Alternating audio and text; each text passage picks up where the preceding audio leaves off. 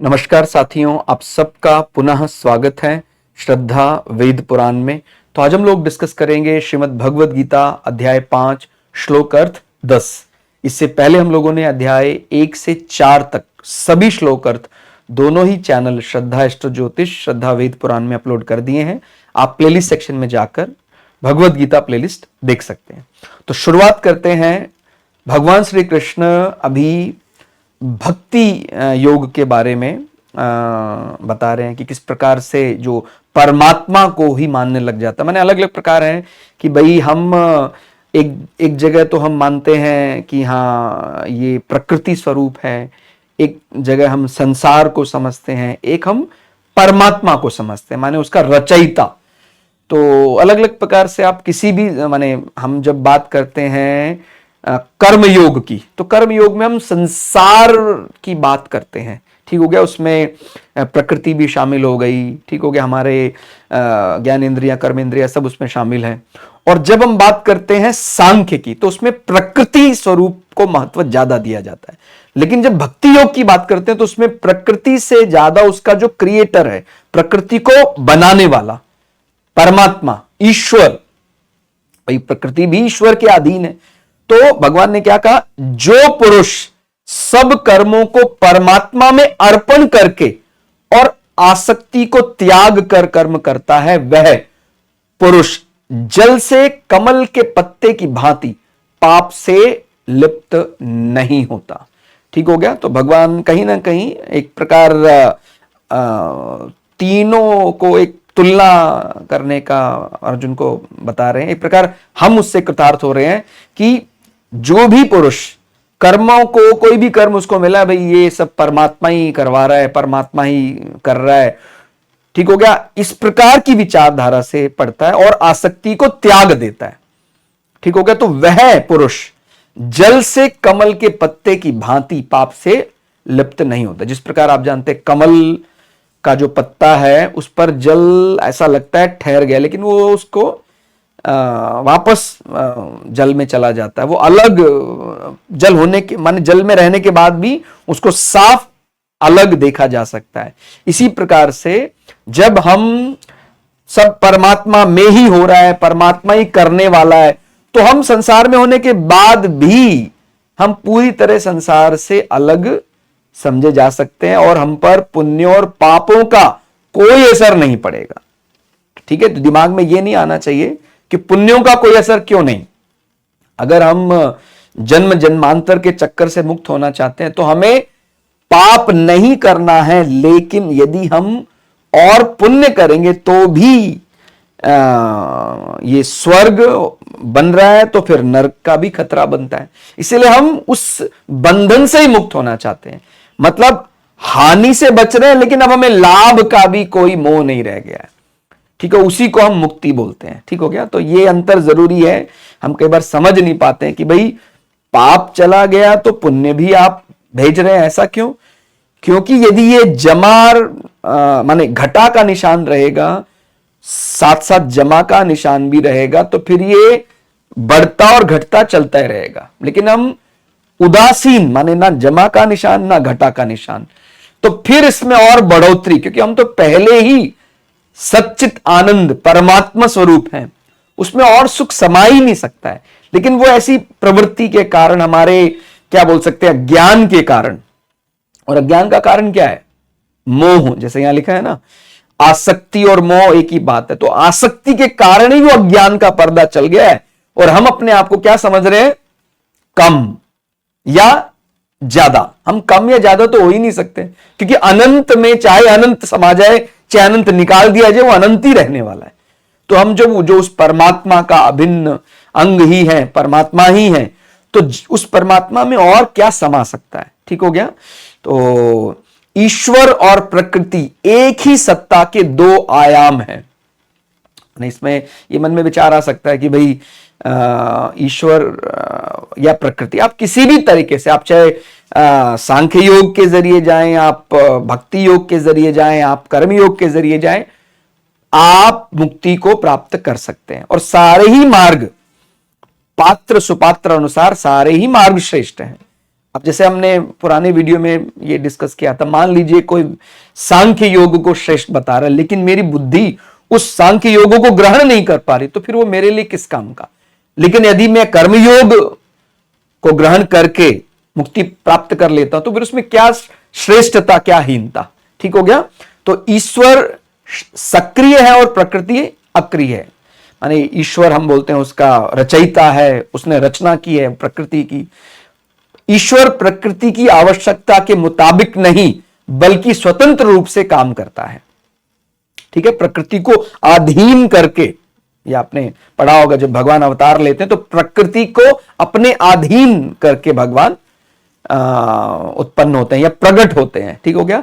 यह प्रकृति तीन गुणों सत्व, रज व तम तीनों से युक्त है, और जब हम सत्व, रज, तम तीनों से ही परे हो जाते हैं तब हम मुक्ति को प्राप्त होते हैं। कई बार ऐसा लगता है कि सर हम तो ऐसा मानते हैं कि तमस खराब है तो रज उसकी तुलना में अच्छा है। वो ठीक है, हमें तमस से बचना है, रज की तरफ जाना है। रज से भी श्रेष्ठ सत्व है, जिस प्रकार से ब्रह्म स्वरूप मानते हैं, माने ब्रह्मा विष्णु महेश को, ब्रह्मा जी को हम रज और विष्णु जी को हम सत्व और महेश को तम रूप मानते हैं, लेकिन वो जीवन की आवश्यकता है। हम एक जीवन में अलग अलग प्रकार से सत्व, रज, तम के विचार हमारे मन में आते रहते हैं। कभी अभी सत्व हावी हो गया, कभी रज हावी हो गया, कभी तम हावी हो गया। लेकिन हम जब मुक्त होना चाहते हैं तो हमें तमस को, रजस को, सत्व को, सबको त्यागना होगा। ठीक हो गया। तो ये थोड़ी सी कई बार शुरुआत में समझना बड़ा कठिन होता है कि क्या हमें सत्व को भी त्यागना होगा। बिल्कुल भाई, हमारे मन में अभी भी अगर ये भेद है, विभेद है कि ये अच्छा ये खराब, तो मुक्त कैसे। और मुक्ति में तो बोला ना, लाभ हानि समाप्त हो जाता है, बुरा अच्छा समाप्त हो जाता है। तो सत्व, रज, तम ये से युक्त होती है। इसी से परमाणु, अणुओं सहित महतत्व, अहंकार, 5 तन्मात्राएं, मन, बुद्धि, चित्त सहित 5 महाभूत बनते हैं। ठीक हो गया। तो ये सब अलग अलग प्रकार के प्रकृति के ही स्वरूप बताए गए हैं कि भाई महतत्व माने अहम, एक प्रकार से मैं हूं, उसी से अहंकार आएगा। फिर जब मैं हूं तभी से अहंकार आएगा। फिर 5 तन्मात्राएं माने जो हमारी ज्ञानेंद्रियां, उनके अलग अलग जो विषय हैं, शब्द, रूप, रस, गंध, तो वो सब 5 तन्मात्राएं। मन, बुद्धि, चित्त सहित 5 महाभूत, हर चीज 5 महाभूतों से निर्मित हुई है, तो वो सब प्रकृति का ही हिस्सा माना जाता है। इन सब से मिलकर ही यह संसार बना है। ठीक हो गया। तो प्रकृति में जीव भी मिल जाता है, वो सब संसार माना जाता है, जिसे सर्वज्ञ परमात्मा ने अपने सर्वशक्ति से पूर्व कल्पों के समान बनाया है। ठीक हो गया। तो उसका रचयिता कौन है? परमात्मा। तो हम यदि प्रकृति को नहीं समझ पा रहे, हमने सीधा कहा परमात्मा तू ही तो रचयिता है, हम तेरे ही अधीन सब कुछ मानते हैं। तो भक्ति योग में परमात्मा को सब कुछ सौंप दिया जाता है, और अगर हम परमात्मा को सौंप देते हैं तो फिर जिस प्रकार से कमल के पत्ते पर कीचड़ का या उस जल का असर नहीं पड़ता है कीचड़ में होने के बाद भी, इसी प्रकार से जीव पर संसार प्रकृति का कोई भी ऐसा दुष्प्रभाव या उसको कर्म बांधते नहीं है। ठीक हो गया। संपूर्ण क्रियाओं और पदार्थों को कर्म योगी संसार के, ज्ञान योगी प्रकृति के और भक्ति योगी भगवान के अर्पण करता है। भक्ति योग में तो परमात्मा की आराधना, पूजा, उनका कोई भी रूप, ऐसा साकार रूप की भी आराधना की जाती है कि भाई हाँ भगवान, उसी की आराधना करते करते करते करते हम परम तत्व को प्राप्त कर लेते हैं। तो तीनों ही जरिए, माने चाहे हम सांख्य योग की बात करें, कर्म योग की बात करें, भक्ति योग की बात करें, तीनों मार्ग हमें ले जाने वाले हैं उसी के पास। तो इसलिए विभेद दृष्टि नहीं करनी है। प्रकृति और संसार दोनों के ही स्वामी भगवान हैं, अतः क्रियाओं और पदार्थ को भगवान के अर्पण करना ही श्रेष्ठ है। ठीक हो गया।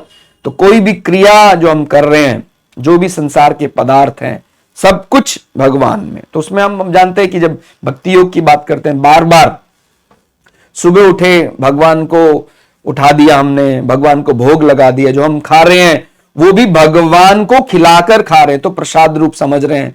तो ऐसा स्पंदन होने लग जाता है हम पूरे कि भाई हाँ, भगवान के साथ ही जी रहे हैं, भगवान के साथ ही रह रहे हैं, मैं भी भगवान का ही हूं, जो भी मुझसे हो रहा है सब भगवान के लिए हो रहा है। तो जब 2400 घंटे हम उसी विचार में चलना शुरू कर देंगे तो व्यक्ति भी भगवानमय हो जाएगा। ठीक हो गया। तो ये राज या आसक्ति, या राज नहीं है, राग, हमारा जो राग द्वेष है, तो राग या आसक्ति पर ही अज्ञान टिका हुआ है। ठीक हो गया। हमारा जो अज्ञान है, वो जिसको हम अज्ञान बुद्धि मान रहे हैं, अगर हम किसी के साथ हमारा राग द्वेष या आसक्ति है तो ही अज्ञान रहता है। आसक्ति समाप्त हो जाएगी तो अज्ञान मिट गया। ठीक हो गया। तो इस राग या आसक्ति से ही कामना पैदा होती है। भाई हमें किसी के साथ कोई द्वेष है, किसी के साथ हमें अपनत्व बहुत ज्यादा है, तो फिर हमारे मन में अलग अलग प्रकार की, इसके लिए हमें ये करना चाहिए, तो कामनाएं पैदा होने लग जाती हैं। कामना और कर्तव्य में अलग अलग अंतर समझना है। ठीक हो गया।